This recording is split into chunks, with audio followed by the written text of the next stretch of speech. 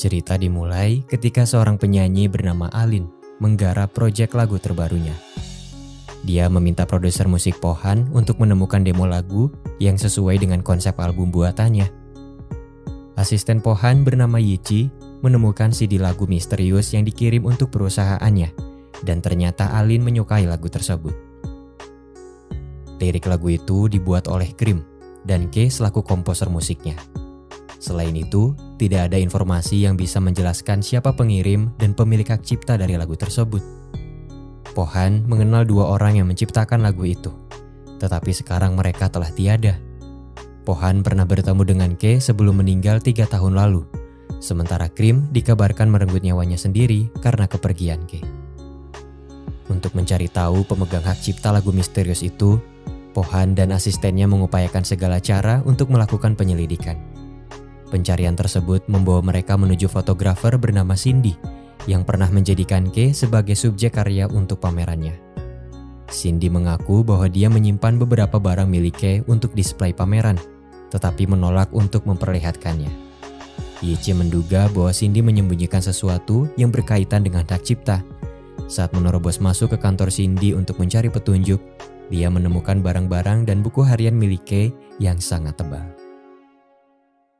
Kisah hidup K dimulai saat dia berjuang mati-matian merawat ayahnya yang mengidap penyakit kanker leukemia. Hingga suatu ketika, K dan ayahnya dihadapkan dengan kecelakaan mobil yang sangat tragis. Mereka selamat, tetapi 3 pengendara lain yang terlibat dalam tragedi itu meninggal dunia. Sejak saat itu, rasa bersalah selalu menghantui ayah K dan kondisinya semakin memburuk. Di samping itu, keluarga yang ditinggalkan terus menuntut ganti rugi kepada K yang tidak bisa berbuat banyak karena masih bersekolah. Ibu K yang bekerja di tempat jauh berusaha membantu, tetapi itu belum cukup. K selalu berpikir bahwa dunia mengabaikannya. Saat dia mulai mati rasa karena kemalangan itu, seorang gadis aneh tiba-tiba masuk ke dalam hidupnya, dan mereka dipertemukan dengan cara yang tidak biasa.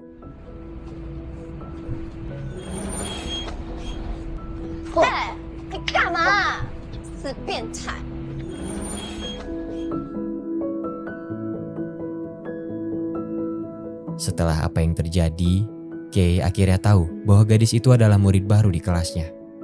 Satu hal yang membuatnya terkejut adalah fakta bahwa gadis itu sangat galak dan masih menaruh dendam kepadanya.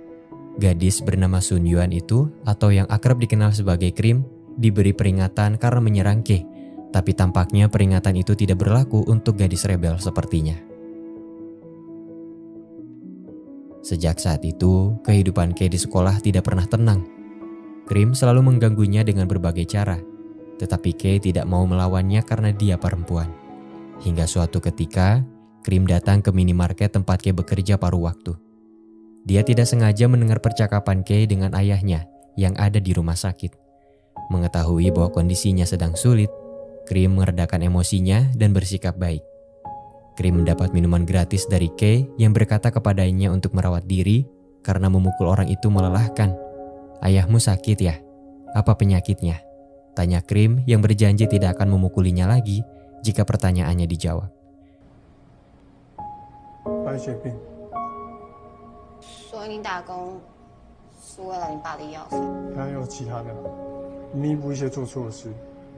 Jawaban K membuat Cream diam terpaku sebelum akhirnya pergi dan berkata bahwa dia akan menepati janjinya.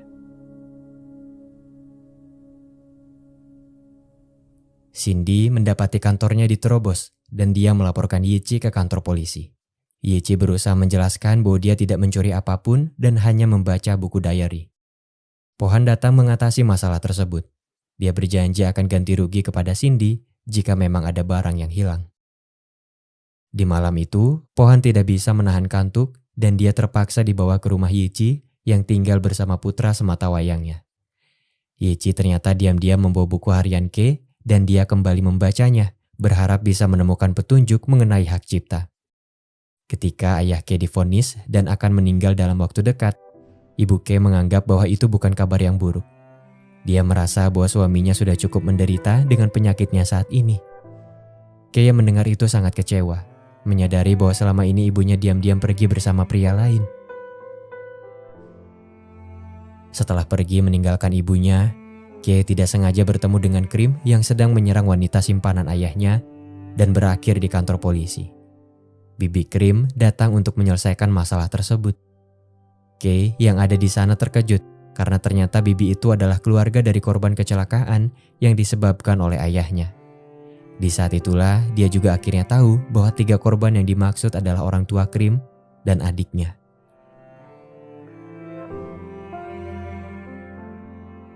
Sedari awal, Krim sudah tahu identitas Kay dan dia datang ke sekolahnya untuk balas dendam. Akan tetapi, setelah mengetahui bahwa kondisi Kay juga sulit, dia mengurungkan niatnya. Kay meminta maaf untuk segalanya dan dia berjanji akan membayar ganti rugi secara bertahap. Beberapa hari setelahnya, ayah Kay dinyatakan meninggal dunia. Cobaan yang datang terlalu berat untuk dihadapi Kay, terutama ketika sang ibu memutuskan untuk pergi meninggalkannya. Ibu Kay menyarankan putranya untuk menjual rumah agar bisa membayar biaya kompensasi dan menyimpan sisanya untuk keperluan sekolah. Hati Kay hancur berkeping-keping. Dia menangis sambil menutupi fakta bahwa dirinya telah divonis mengidap penyakit leukemia sama seperti ayahnya. Dia tidak mau menceritakannya karena takut akan ditinggalkan. Tetapi tampaknya itu adalah kenyataan pahit yang harus dia hadapi. Sejak saat itu, dia selalu menutupi kesedihannya seorang diri.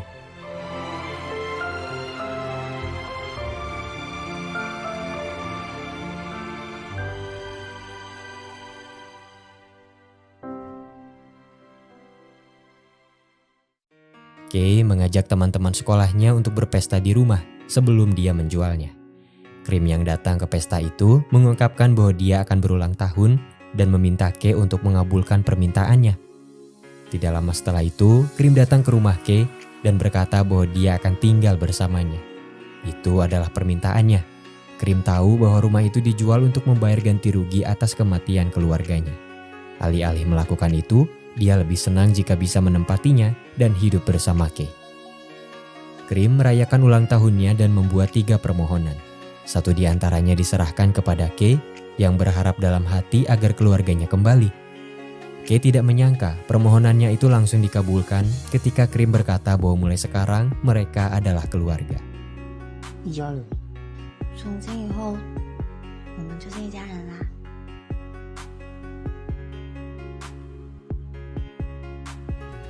Setelah itu, Kay mulai hidup bersama Krim. Mereka bersekolah bersama, belajar bersama, tertawa dan menangis bersama, sampai akhirnya mereka berdua lulus sekolah dan masuk ke universitas yang sama. Tentu, kebersamaan itu menimbulkan rasa suka di antara mereka berdua. Akan tetapi, mereka takut pada penolakan dan berusaha mencari tahu. Kay menyiapkan sepucuk surat dan kalung berbentuk es krim. Dia memutuskan untuk mengungkapkan perasaannya kepada Krim saat membawanya berlibur ke pantai. Dia sangat berharap bisa berada dalam momen indah itu untuk selama-lamanya. Sebelum menyatakan perasaannya, penyakit leukemia Kay kambuh, membuatnya pingsan dan terjatuh dari motor bersama Krim. Dokter rumah sakit menyarankan Kay untuk melakukan pemeriksaan lebih lanjut. Dan setelah apa yang terjadi, Krim memeluk Kay dengan erat sambil menangis. Dia takut akan terjadi sesuatu kepadanya yang pingsan begitu lama. Melihat Krim menangis seperti itu, Kay menyadari bahwa orang yang dia butuhkan bukan dirinya, tetapi orang yang bisa melindunginya dan yang tidak akan membuatnya menangis. Mengetahui kisah pahit yang dialami Kay, terutama saat dia ditinggal oleh ibunya, membuat Yichi sangat sedih. Rasa simpati itu bukan tanpa alasan. Yichi memiliki seorang putra pengidap penyakit jantung yang dia lahirkan saat masih muda, di mana ayah dari anak tersebut pergi dan tidak bertanggung jawab. Yichi tidak pernah bisa membayangkan bagaimana jika dia menyerah pada keadaan putranya, sementara dia adalah satu-satunya harapan. Pohan berhasil melacak keberadaan ibu Kay melalui media sosial. Dia pergi menemuinya bersama Yichi dalam upaya mencari tahu informasi terkait hak cipta, tetapi ibu Kay tidak mengetahui apapun tentang itu. Yichi yang terbawa emosi menyalahkan perbuatan ibu Kay saat dia pergi meninggalkan putranya. Ibu Kay mengungkapkan bahwa merawat keluarga pengidap kanker tidaklah mudah. Dia tidak pernah tahu kapan penderita akan meninggal. Ketidakpastian itu, semua tagihan medis dan biaya rumah sakit membuat hidupnya seakan terkurung dalam penjara kesedihan. Bahkan setelah mengetahui bahwa putranya juga mengidap penyakit yang sama dengan ayahnya, dia tidak bisa merubah apapun selain merelakannya untuk pergi. Satu hal yang disayangkan oleh Yichi adalah sikap Ibu Kei yang tidak menyadari bahwa dia adalah satu-satunya harapan putranya semasa hidup. Bagaimanapun, Yichi bisa memahami penderitaan Ibu Kei karena berada pada situasi yang sama. Putranya mengidap penyakit jantung yang cukup parah, di mana kecil kemungkinannya untuk sembuh, tetapi dia memilih untuk terus berjuang karena menurutnya itu adalah tugas seorang ibu. Di samping itu, putra Yichi melakukan hal tidak terduga kepada ibunya. Dia diam-diam menggunakan aplikasi kencan untuk mencarikan ibunya pacar. Yichi yang mengetahui itu marah mengingat usia putranya baru 10 tahun.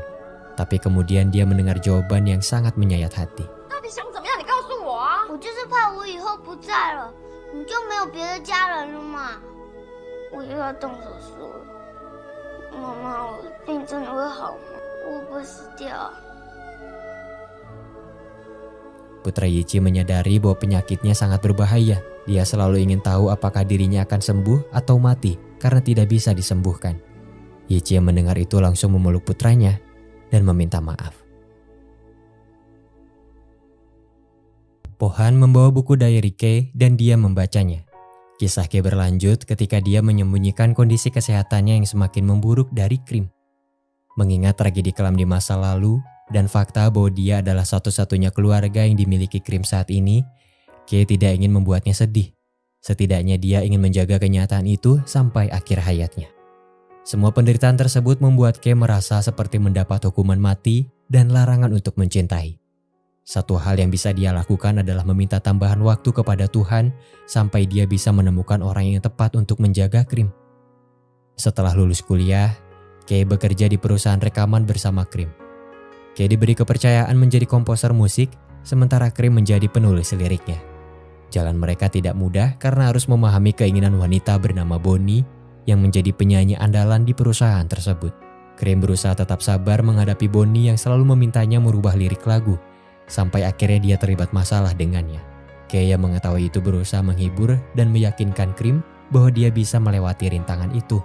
Pada akhirnya, Krim bisa memuaskan keinginan Bonnie dan mendapat kepercayaan darinya untuk terus menulis lagunya di masa yang akan datang. Krim menerima tawaran itu dengan senang hati, menganggap bahwa itu adalah pembuka jalan untuk karirnya di masa depan, dan sejak saat itu dia menjadi lebih akrab dengan Bonnie. Di satu kesempatan, Kei bertemu dengan dokter gigi baik hati bernama Yu Shen. Dokter muda itu sangat peduli terhadap sesama. Dia mau membawa Kei yang terjatuh pingsan ke rumah sakit dan rela menunggunya hingga menyadarkan diri. Sejak saat itu, Kei merasa bahwa dia telah menemukan pria yang cocok untuk Krim. Yu Shen adalah putra direktur klinik gigi. Dia akan segera mewarisi perusahaan ayahnya yang akan pensiun dalam waktu dekat. Takdir membawanya untuk bertemu dengan Cindy, fotografer yang telah disinggung pada awal cerita. Dia langsung jatuh cinta kepadanya pada pandangan pertama dan berusaha untuk mendekatinya. Setelah menyadari perasaan masing-masing, mereka akhirnya berkencan dan hidup bahagia. Yu Shen mendukung kekasihnya untuk menjadi fotografer hebat. Dia rela membeli lensa mahal serta membiayai tempat untuk pamerannya. Cindy tidak pernah mengharapkan bantuan sebesar itu dan dia sangat bersyukur. Akan tetapi, ayah Yu Shen tidak merestui hubungan putranya karena dia memiliki pandangan yang berbeda terhadap seni. Dia tidak begitu menyukai Cindy yang memiliki gaya hidup bebas. Yu Shen tetap teguh pada pendiriannya, sampai akhirnya dia yakin untuk membawa Cindy pada hubungan yang lebih serius. Cindy menerima lamaran Yu Shen dan hubungan mereka semakin erat. Ketika Cindy masuk ke dalam nominasi Anugerah Fotografer Internasional, Yu Shen berusaha membanggakan tunangannya kepada sang ayah, tetapi dia diabaikan. Cindy merasa sangat terpukul ketika calon mertuanya menganggap remeh apa yang telah dia perjuangkan selama ini. Cobaan tidak berhenti sampai di situ. Cindy tidak sengaja melihat Yu Shen berkencan dengan wanita lain dan hatinya sangat terluka. Keadaan itu kemudian memancing sisi gelap Cindy. Demi mendapat pengakuan dari calon mertuanya, dia rela melakukan apapun untuk memenangkan nominasi. Dia melayani rayuan juri yang menjanjikan posisi kemenangan kepadanya. Pada akhirnya Cindy mendapatkan apa yang dia inginkan, tetapi itu jelas tidak membuatnya bahagia. Suatu ketika, Kay berkata kepada Krim bahwa dia harus menemukan pria yang baik dan menikah dengannya. "Kau saja yang menikahi aku," kata Krim. Kay menjawab, "Aku bukan orang yang baik." Kay menjelaskan bahwa pria yang baik adalah mereka yang punya pekerjaan, bisa memasak makanan enak untuk Krim, mau mengurus keluarganya, dan yang paling penting adalah dia orang yang sehat. Kay berusaha mengenalkan Krim kepada Yushen. Dia secara pribadi mengundang dokter gigi itu untuk datang ke acara pesta di tempat kerjanya dengan dalih sebagai tanda terima kasih karena telah menolongnya waktu itu. Yushen datang ke acara pesta di mana akhirnya dia bertemu dengan Krim. Kay mengupayakan segala cara agar mereka bisa berduaan dan saling mengenal satu sama lain. Meski itu membuatnya terluka karena harus merelakan wanita yang dia cintai bersama pria lain. Kay diam-diam pergi meninggalkan mereka sambil menahan semua penderitaannya.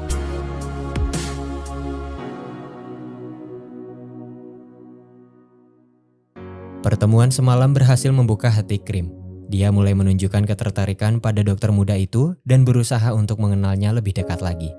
Yushen berusaha membatasi dirinya karena telah bertunangan, tetapi tampaknya itu sama sekali tidak mempengaruhi Krim. Hubungan Yushen dengan tunangannya pun akhirnya retak ketika seorang anonim mengirimkan foto Cindy yang ternyata sering menemui pria lain. Cindy menegaskan bahwa dia tidak mencintai pria yang ditemuinya karena itu hanya bagian dari tugasnya untuk menambah relasi. Akan tetapi, Yushen tidak bisa menerimanya dan menganggap itu sebagai pengkhianatan. Cindy mengungkit kembali pertemuan Yushen dengan wanita lain beberapa waktu lalu. Sebelum pergi, Yushen menegaskan bahwa itu adalah kencan buta yang disiapkan ayahnya, tetapi dia dengan tegas menolak wanita itu.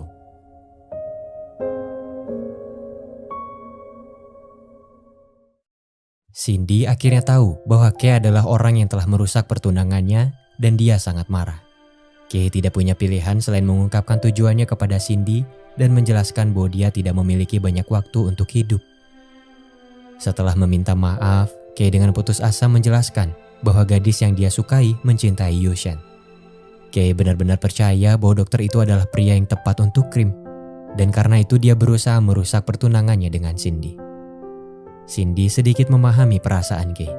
Dia berjanji akan putus dengan Yushen, tetapi dengan satu syarat. Dia akan mengadakan pameran tentang kematian dan hasrat. Mengetahui bahwa Kay akan segera mati, dia ingin menjadikannya sebagai subjek karya fotografinya. Meski itu terdengar gila dan berlebihan, Kay tetap bersedia. Dari pertemuan inilah Cindy bisa mengenal sosok Kay hingga dia bisa menyimpan beberapa barang pribadinya, termasuk buku harian yang menceritakan perjalanan hidupnya. Krim perlahan semakin dekat dengan Yushen, dan tampaknya kedua pribadi itu saling membuka hati, juga mulai menerima perasaan satu sama lain. Di samping itu, Kay terus mendesak Krim untuk segera menikah, membuatnya bertanya-tanya kenapa dia harus melakukan itu. Kay menjelaskan, saat Krim menua ada seseorang yang akan menemaninya. Lantas dia bertanya apakah Kay akan meninggalkannya suatu saat nanti. Pertanyaan itu membuat Kay sangat terpukul, mengingat dia akan benar-benar pergi meninggalkannya. Setelah bertemu dengan ayah Yushen yang menerimanya dengan baik, Krim benar-benar memutuskan untuk segera menikah. Bahagia bercampur sedih dirasakan oleh Kay ketika dia mendapat kabar bahwa Yushen telah melamar Krim. Dengan antusias, Krim mencoba beberapa gaun pengantin, ditemani oleh Kay yang kemudian dipaksa untuk mengenakan pakaian mempelai pria. Mereka mengabadikan momen itu dan untuk sesaat Kay merasa bahagia. Tapi tidak lama kemudian, Kay pergi meninggalkan Krim, menyadari bahwa kebahagiaan itu pada akhirnya hanya akan menjadi harapan.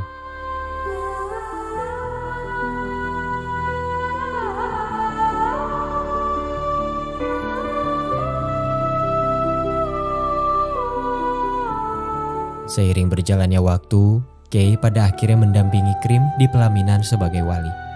Dia dengan berat hati melepaskan Krim kepada pria lain yang dicintainya. Kay merasa sudah tidak memiliki tanggung jawab apapun lagi, dan tidak lama dari itu dia meninggal dunia setelah dinyatakan menghilang selama beberapa hari dari rumah sakit.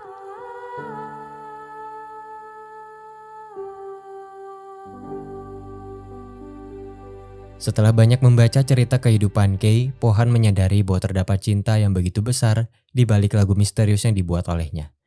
Pohan berusaha mencari keberadaan orang-orang yang pernah ditemui Kay dan Krim, berharap bisa menemukan petunjuk tentang hak cipta. Di tengah prosesnya, dia semakin dekat dengan Yechi dan akrab dengan putra tunggalnya. Pohan perlahan mulai menunjukkan sikap pedulinya kepada ibu satu anak itu yang selalu banting tulang bekerja di berbagai tempat untuk mencari biaya pengobatan. Hingga suatu ketika, dia mengajak mereka untuk pergi berlibur sekaligus mencari keberadaan Bonnie, penyanyi yang pernah ditemui Krim semasa hidupnya. Pencarian mereka tidak membuahkan hasil, tapi perjalanan itu membuat hubungan mereka semakin erat. Nasib buruk menimpa putra Yechi, di mana penyakit jantungnya kambuh secara tiba-tiba dan dia segera dilarikan ke rumah sakit. Putra Yechi sudah cukup dewasa untuk memahami kondisi kesehatannya. Dia secara pribadi meminta Pohan untuk menjaga ibunya jika dia telah tiada. Alih-alih mengkhawatirkan keselamatannya, dia lebih takut jika kepergiannya akan membuat sang ibu larut dalam kesedihan. Pernyataan itu membuat Pohan sedih, dan tanpa mereka ketahui, Yechi telah mendengar semuanya, membuat hatinya benar-benar hancur. Berbagai macam prosedur pengobatan telah dilakukan, tetapi tampaknya itu belum cukup untuk menyelamatkan putra Yechi yang pada akhirnya dinyatakan meninggal dunia. Kepergian putranya membuat Yechi larut dalam kesedihan dan dia merasa dunianya telah hancur. Pohan berusaha melakukan yang terbaik untuk memberikan dukungan kepada Yechi, yang kemudian perlahan mulai menerima kenyataan dan pada akhirnya mereka berdua saling mencintai. Di satu kesempatan, Pohan akhirnya tahu bahwa tidak lama setelah Kay meninggal, Krim menghilang dan rumor mengatakan bahwa dia mengakhiri hidupnya sendiri di laut. Namun, kabar itu dibantah oleh Bonnie yang pada akhirnya mau mengungkapkan fakta tersembunyi. Ternyata, selama 3 tahun terakhir, Krim mengasingkan dirinya sambil berjuang untuk menyelesaikan lagu yang pernah dia buat bersama Kay semasa hidupnya. Dan lagu itulah alasan kenapa dia bisa bertahan sampai saat ini. Krim menyerahkan lagu itu kepada Pohan melalui Bonnie, dengan harapan lagu itu bisa dibawakan oleh Alin, penyanyi kesukaan Kay, sekaligus orang yang menginspirasinya untuk membuat lagu.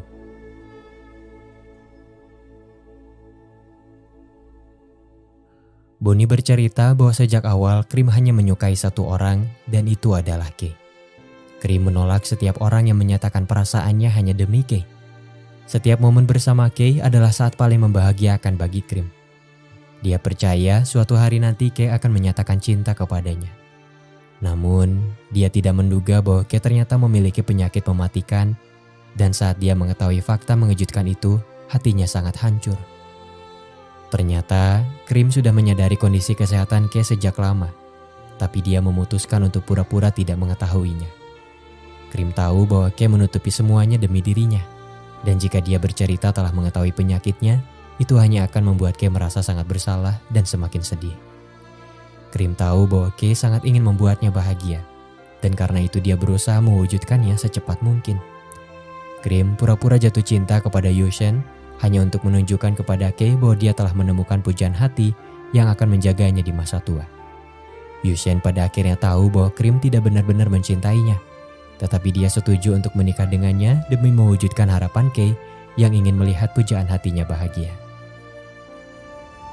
Krim sangat ingin menceritakan kebenarannya, tetapi melihat keteguhan hati Kay untuk menutupi penyakitnya membuatnya ragu, sehingga dia meneruskan perannya untuk tetap diam.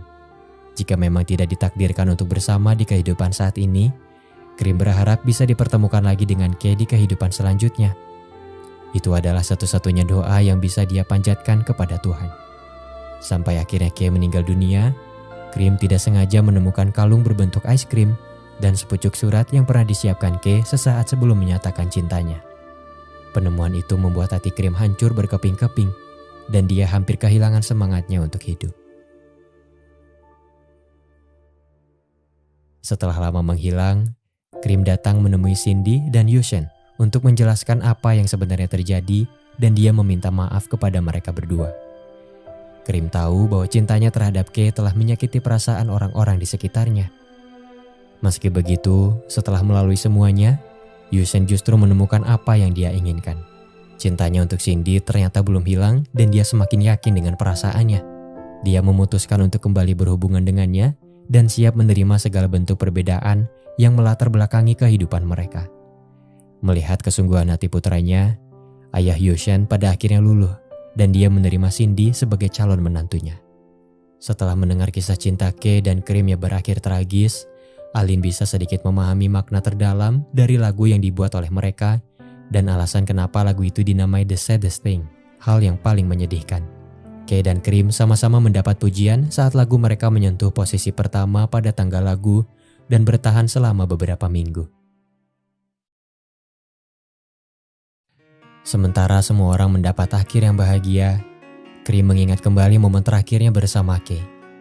3 tahun lalu, tidak lama setelah Krim menikah, Kay yang dirawat di rumah sakit karena penyakitnya semakin parah pergi melarikan diri ke pantai. Dia jatuh pingsan sebelum akhirnya Krim menemukannya dan membawanya ke sebuah villa. Di sanalah mereka berdua membuat lagu yang pada akhirnya sangat menarik perhatian Alin dan membuat Pohan mencari tahu semua hal tentang lagu itu. Sementara Kay membuat musiknya, Krim mengusahakan yang terbaik untuk menulis liriknya. Di waktu yang singkat itu, Kay dan Krim berbagi momen romantis yang sebelumnya tidak pernah mereka lakukan. Kay merayakan ulang tahun Krim di rumah, dan setelah menyiapkan kue ulang tahun, mereka saling mengungkapkan keinginan satu sama lain. Krim berharap dia akan melihat Kay lebih cepat di kehidupan selanjutnya, dengan alasan dia telah menyukai suaminya di kehidupan saat ini. Tapi itu jelas sebuah kebohongan. Kay merahasiakan keinginannya dan mengatakan padanya bahwa mereka pasti akan bertemu lagi. Krim menunjukkan foto mereka berdua saat mencoba gaun pengantin, tetapi Kay ingin berfoto lagi. Krim tidak bisa menahan air matanya saat mereka berfoto bersama, dan itu adalah kenangan terakhir Kay sebelum menghembuskan nafas terakhirnya.